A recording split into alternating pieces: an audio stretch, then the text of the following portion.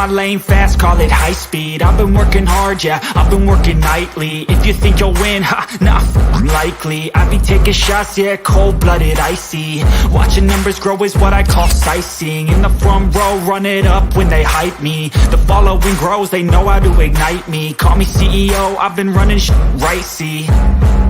And I ain't playing games, I create my own lane, making pleasure out of pain, turning losses into... What is up, everybody? Welcome back to State of the Steelers. Everybody's having a great day. It is 53-man roster day, cut down day, and the Pittsburgh Steelers have officially come out with their initial 53. And I suspect that there's probably going to be quite a few moves if by the time the day is over, and definitely by the time the Pittsburgh Steelers kick off next Sunday against the 49ers. So we'll talk about some of the surprises that happened. The first one is Steelers cut Brendan Fehoko, a guy that I thought was almost a lock on the team, a free agent pickup, a guy that I thought the Pittsburgh Steelers were, they liked. He doesn't make the team. Zach Gentry also gets cut. And the Steelers make two trades, this past couple of days, where they were two players that were the starting linemen for Ben Roethlisberger's final career. They don't even make the cut this year. Get traded. Kevin Dodson gets traded to the Los Angeles Rams, and Kendrick Green getting traded for a 2025 pick, a 6th-round pick from the Houston Texans. And so, those were some of the moves that I wasn't sure were not going to happen. I thought, especially the two offensive linemen, I thought that there was too near a possibility that they didn't make this team. But I thought that maybe perhaps, there wouldn't be, people in the market for these guys, or think that there would be a, because for somebody to want to trade and give up value, they have to assume that there's more than probably one person interested in those players, because then you just pick them up for free and whatever that, they're, without having to trade anything when they hit the open market, right? So there had to have been interest in both of these guys. And for the trade to go through, Kendrick Green was a guy that I thought was on the possibility, on the bubble of not making the 53 already. And for Omar Khan to go in there and swindle somebody into thinking that I don't know, maybe somebody's just desperate enough to think that Kendrick Green can go in somewhere and, be bigger there than he was with Pittsburgh. So we'll see. I want to say, hello to some of the folks that are already in the live chat. We have Frosty the Bear 69 says Gentry was a huge surprise. I agree. Steeler fan says, hey. Yeah, Afton Forehead in the building. Jared Devil as well. How's it going? So let's look at who made the 53-man roster. Let's pull that up real quick. And we'll go this piece by piece. Let's start off with offensively. Quarterbacks, no surprises there. Kenny Pickett, Mason Rudolph, and Mitch Trubisky. Now, don't get worried. These are not in order as far as starter and first team, second team, third team. This is in alphabetical order. So, I'm pretty sure Mitch Trubisky is still the second string quarterback. Yeah, we still have two punters. So we definitely know that they're not done yet, at least. You know what I'm saying? Because I feel that the only reason you keep two punters is if there's also a couple of trade partners that you have and you hold on to them. And that's what George had said. So rest in peace to Gridden and Chillin. Yeah, unless Pat Freiermuth can take over and maybe Connor Hayward fill in his spot or Darnell Washington. That would be an interesting show as well. So let's look at this. So the running backs, Najee Harris, Anthony McFarland, and Jalen Warren. So Ant Mac ends up making the 53 last season. He didn't do so. He was cut at the 53. It was a little bit of a surprise because last season I thought that Anthony McFarland had his best preseason of his career, and I think he was just uprooted by Jalen Warren. Jalen Warren just did a better job than him. And this year, I think that Anthony McFarland had an even better camp and preseason than he did last year. And I think the play that solidified his position was the one on the goal line where he is carrying one guy on his back and runs over or runs across or over across. He didn't knock them down. They were already on the ground. But two guys that were getting up trying to pull him down. And for a guy that is a small stature kind of guy, is kind of small and is known for his speed, you saw his toughness in that moment, and he willed his way into the end zone, pushing over defenders. It was amazing. I think that is what solidified Anthony McFarland's position, because the big concern for me when it comes to Anthony McFarland is the lack of special teams. You know, what you expect out of your third, team running back is that they're going to contribute on special teams. And thus far, the only contribution that he's been able to do is kick returns, and it's not been the greatest. It really hasn't.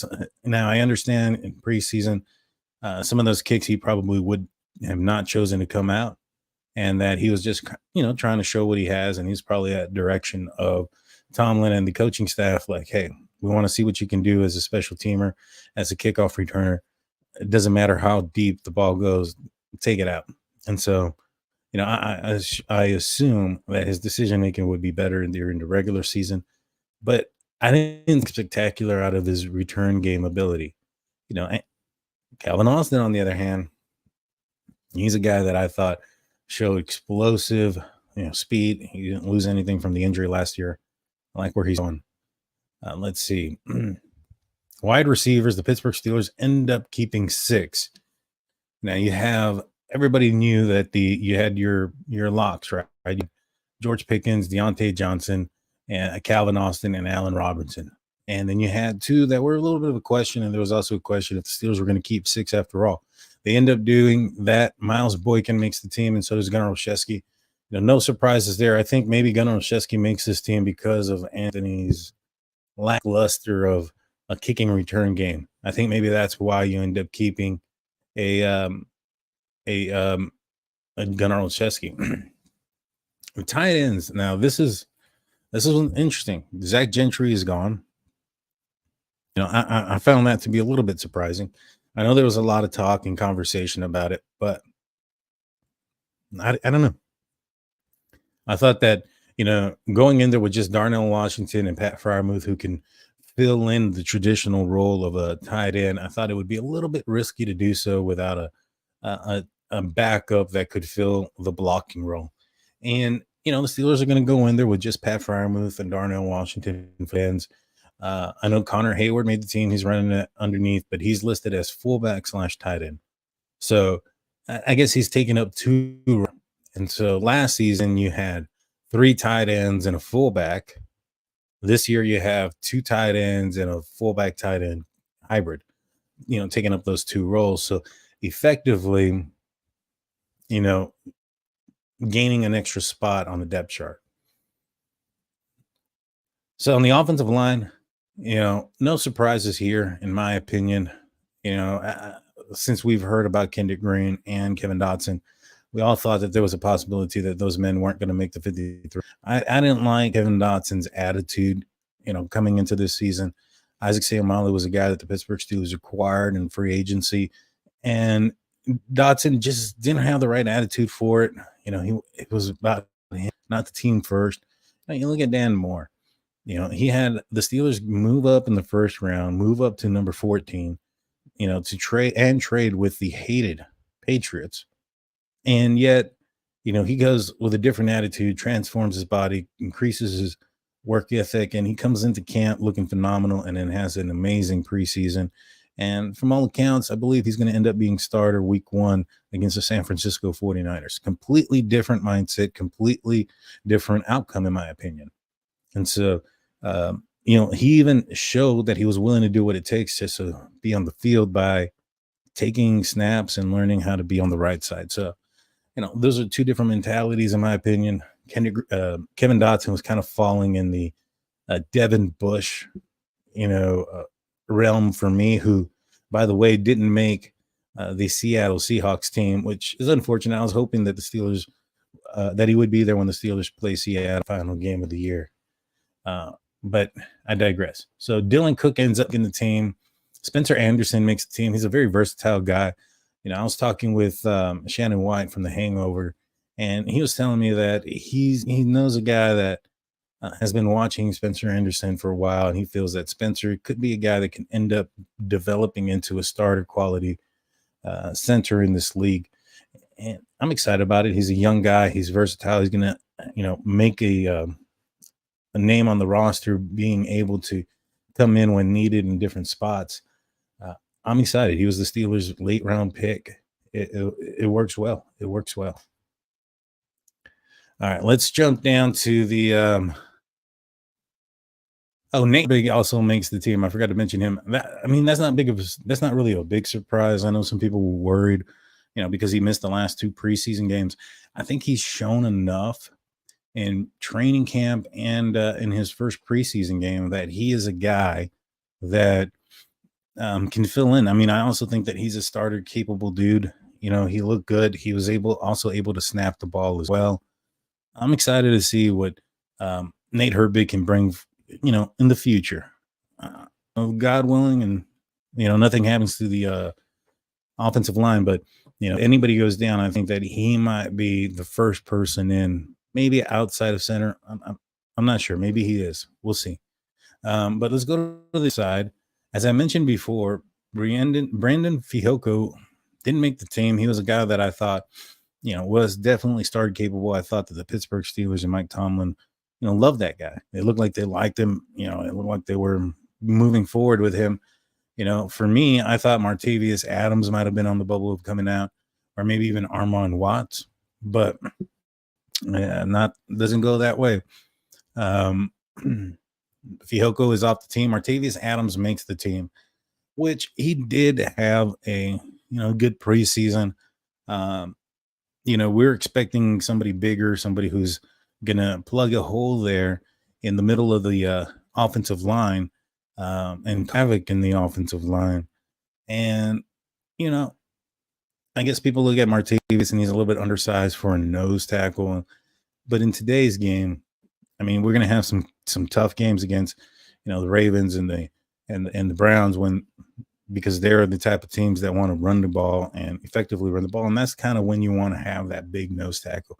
But outside of those games, you want to have somebody in there that is athletic, that can create a pass rush as well. And I think Martavius Adams, checks mark that box. Keanu Benton, Cam Hayward, Marvin Leal, no surprise. Isaiah Loudermilk was a guy that some folks were kind of, especially before training camp, thinking maybe there's a possibility he doesn't, even make the roster.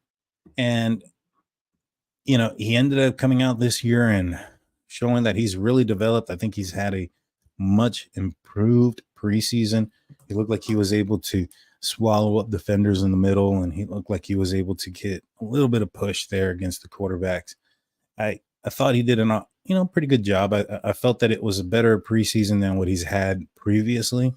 And for a guy that the Steelers gave up 2 picks, giving up a 5th, and then drafting him with a 4th, I think that it's about time. And I think he can be a solid contributor to the team, but he's definitely going to be a rotational guy. And for depth, I don't see him being like the replacement for Cam Hayward or anything like that. I think if there's a guy on the team that's going to be replacing, Cam Hayward, I think maybe DeMarvin Leal, he can get a little bit bigger. Maybe even Keanu Benton, but I think Keanu Benton they want in the middle. And so, I don't know. Maybe Isaiah can prove me wrong. We'll see. It'll be a good thing to have.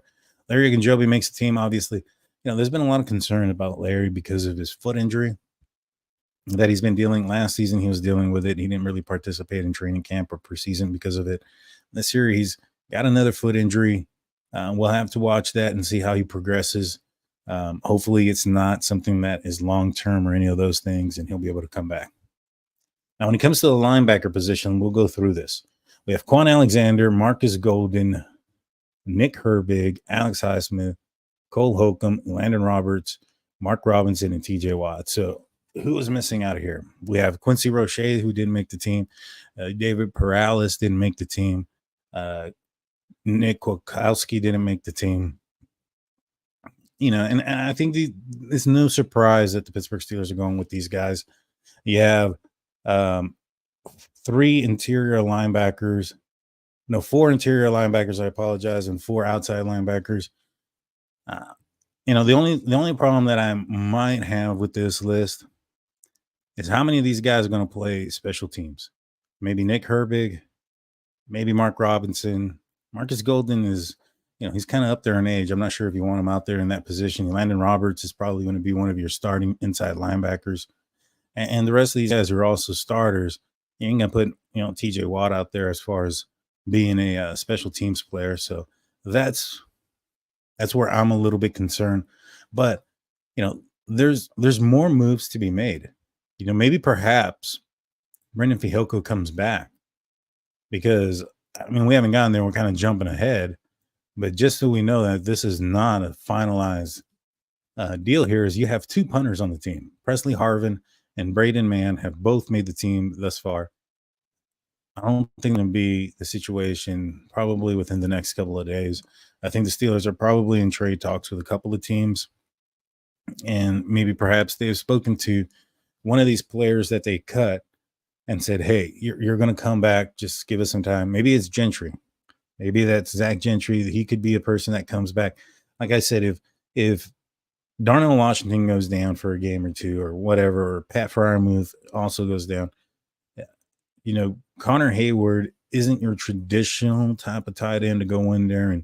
And I think that there's a possibility that there could be it could be disruptive for the team, and maybe perhaps even stop the theory that they're going in by having and losing a key piece there, and having Zach Gentry, a guy that's familiar with the offense, is dependable in blocking and can catch the ball as well. He's not great at any of those things. I think that there's a possibility that we might be able to see him back. I think that based on what I'm seeing here, I think that he may be the most likely person to be coming back. Let me know. Yeah, somebody will pick up Gentry. Maybe. It depends. The Steelers have done this before in the past. They've cut a guy, and I can't remember the guy's name, but he put on Twitter is like, I'll be back or something of that nature. And then the Steelers went and put somebody on IR for that they could return, right? Because if you play somebody on IR, before the 53-man cut down, then they're gone for the season. Now, if you're hoping and your intention is that player is only going to be gone for 3-4 weeks, and you want to have him come back in week 5 or 6, then you have to hold on to that player until the 53-man cut. And then afterwards, that's when you would make your cuts. And sometimes Steelers have been known to do that, where they'll cut a player and then bring them back. So, but let's go back to the defensive backs, who I don't see in here. And this was a guy that I said that was possibly not going to make the 53, and that is Trey Norwood. He didn't make it. I think he's a liability in coverage over the top. But the guy that I said, pre-training camp predicted person to make the 53, surprise person to make the 53, Elijah Riley, comes through, had a fantastic camp, had multiple interceptions in camp and also in preseason. I think he's going to be a guy that you can utilize in the slot. You can utilize him as a safety. You can put him around in different places. So he's another guy that can make up two positions, so to speak. So, he can be in the safety position and also in the outside corner, or in the slot corner. Versatility. I think he's also done some special teams work as well. In fact, the first game of preseason, I had noticed that he was out there with the special teams. I don't remember the last couple of games if he was or not, but I do recall he was in the first game. So last season, when he came in on spot duty, he was a guy that also played some special teams as well. So we'll go through this, though. We got Minka Fitzpatrick, DeMonte Casey, Miles Killebrew. He's a special teams ace. He's listed as a defensive back, but, it's very rare that you're going to see Miles out there as a defensive player, unless there's some injuries or very special packages. I really, like I said, he's a special teams ace. He's probably going to be the special teams captain again this year. Keanu Neal, Patrick Peterson, James ends up making the team. I wonder James Pierre might be a guy that's also like on the back end of the roster, at the bottom end of the 53, where the Steelers probably, if somebody comes up or somebody comes open, and they need to make a move in the roster, I think James Pierre is that guy that's probably going to come off. I think if Corey Trice ended up not getting hurt this off season, I think that's where he would have been at, and James Pierre would have been off of this roster, in my opinion. But James Pierre makes it another year to prove himself and put another and more film on tape about his play and his ability. Joey Porter Jr., Elijah Riley, as we mentioned before, Shannon Sullivan. He was a guy that came in free agent out of I believe Minnesota, and he played with Patrick Peterson a couple of years. And you know, I was a little concerned about him because when you look at his PFF grade, and I know PFF isn't everything, but last year his PFF grade was actually lower than what Arthur Mollett had, the outgoing slot cornerback. And so there was some concern about, his coverage ability and his, rushing the quarterback ability as well. But we saw that not being an issue at all this preseason. I know. It's vanilla defenses, it's vanilla offenses. It's not, the chess part of the football game isn't 100% there, right? And that's a big component of the game. And so, but in the plays that he was a part of, he was able to run in, deflect the pass, get an interception, cause havoc with the course and create incompletions and things of that nature. And that catch he had, that was insane. That interception that he came in, I think it was against Buffalo, where he batted the ball up, turned around and intercepted the ball. Amazing. So, special teamers, Chris Boswell. I expect that it's probably going to be Presley Harvin that's going to continue to be on the Steelers, and that Braden Mann is the guy that is on his way out, in my opinion. Long snapper Christian Kuntz makes the team again. And so no surprises at all, in my opinion, on the special teams other than Braden Mann still being there. But like I said, I think that's going to be a situation for, he's going to end up being traded or released. Who knows if nobody ends up biting or giving the Steelers what they want. It'd be unfortunate, but they could just release him and not get anything, but we'll see. And if he does, like I mentioned before, there's a couple of players, a couple of positions that we could see somebody return, maybe a linebacker, maybe one of the tight ends, Zach Gentry. He might end up making a return. We'll see. I'm not sure how the Pittsburgh Steelers intend to move forward, but I know for a fact that this is not the end all be all for the 53. There's going to be some new players coming in and changing it up. Well, I'll answer some of your questions and then we'll call it a show here in a little bit, or read also some of your comments. Oh, also, some surprising people that got today. Devin Bush was one of the guys that got released. Benny Snell got released. He's a former Pittsburgh Steeler. Let me look at the list of former Steelers to have been released real quick. But let me see.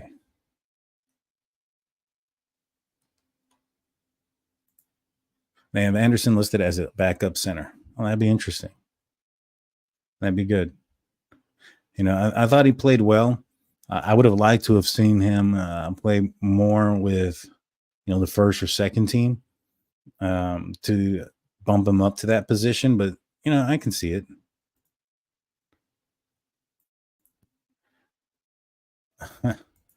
My StreamYard is not working again. Jennifer says, I heard the Texans listed Kendrick Green as O-line back. There it goes. I think so. That, they want to use the gimmick. They can use the gimmick. They got to protect. At the end of the day, they got to protect CJ Stroud. He was looking like he was getting trampled out there when he was playing. His offensive line seems poor. So having a Kendrick Green behind the offensive line as a fullback, I guess, got to get him protection somehow, right?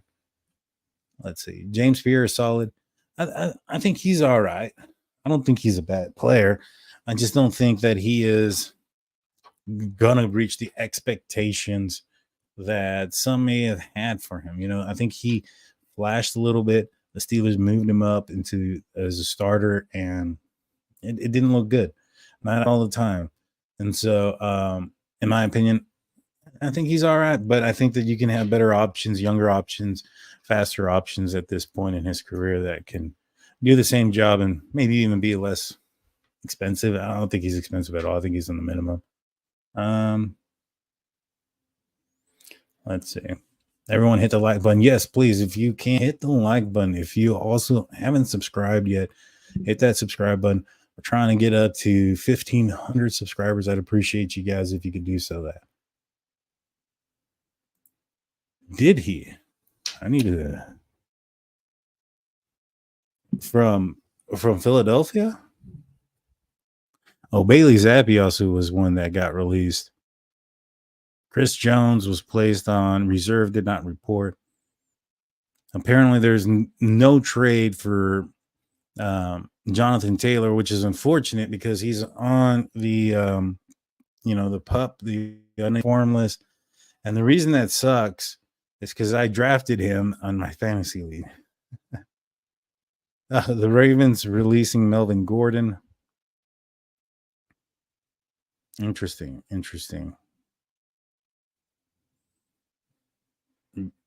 We'll see. Let me look up Terrell Edmonds. I want to see if that's true.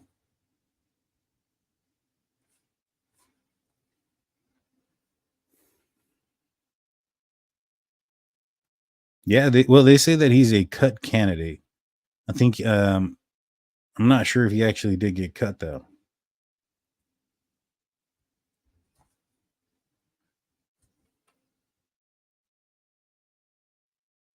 But we'll see. If he ends up being available, I think he's a guy that could make a return to the team and to the squad. At the end of the day, I thought he played all right, in his final year for the Pittsburgh Steelers. He was never going to be that flashy player that Troy Polamalu type of player that was going to come up with splash plays. He could track the ball okay, but didn't have the greatest of hands.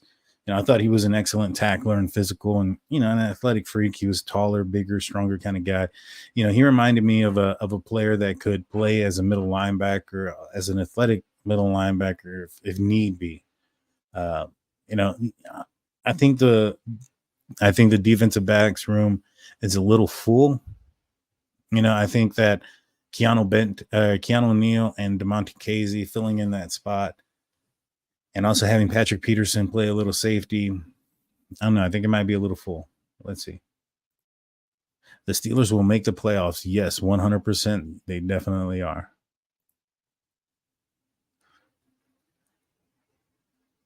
Let's see. Well, that's a good question. Daniel, what positions do you think they would consider improving right now? I'm going to go ahead and say the wide receiver room as far as depth.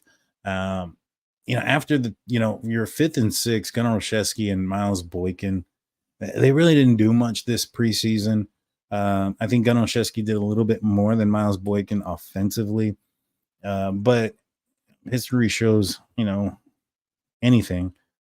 Gunnar O is a guy that kind of disappears once the regular season starts, and at the wide receiver position, that is. I think that one could be one that might get addressed.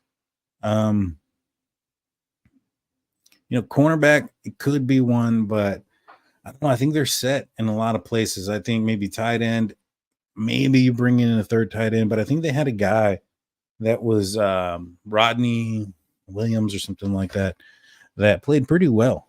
And if he clears waivers, I think he's a guy that ends up coming back in the practice squad, or even making the 53 once there's a partner for Braden Mann, in my opinion. That's a great question, though. Darwin says, corner. I mean, you have some question marks. So you have Patrick Peterson, who's like 34, I believe. And, obviously doesn't have the speed that he had coming out of LSU 14 years ago. But he's a very wily veteran. He understands the game. He knows what quarterbacks are thinking based on the coverage that they're putting out there. That's why he had, had a year last year with a lot of interceptions was because of that. And so Levi Wallace, yeah, I can see him kind of being. See, the problem with Levi Wallace is he's a little slow. I think he was like a 4.6 guy. And that's one of the reasons why he was like a walk-on in Alabama, an undrafted cornerback coming into the league, was because of his speed. And there's been times where, the opposing receivers have taken him deep. I want to say the Eagles game, the Buffalo game, they were abusing Levi Wallace. And I'm talking about last season. And he kind of turned it around. He had like 4 interceptions by the end of the year, and he did all right. But, he's definitely not an elite corner or a shutdown corner or anything like that. He's a solid number 2 corner. But do you have enough of Patrick Peterson to make up that cornerback 1? Or is Joey Porter Jr. going to be able to, get to that point sooner than later? Those are the big question marks. But, I mean, I really like what Shannon Sullivan did this preseason. He looked really good, in my opinion.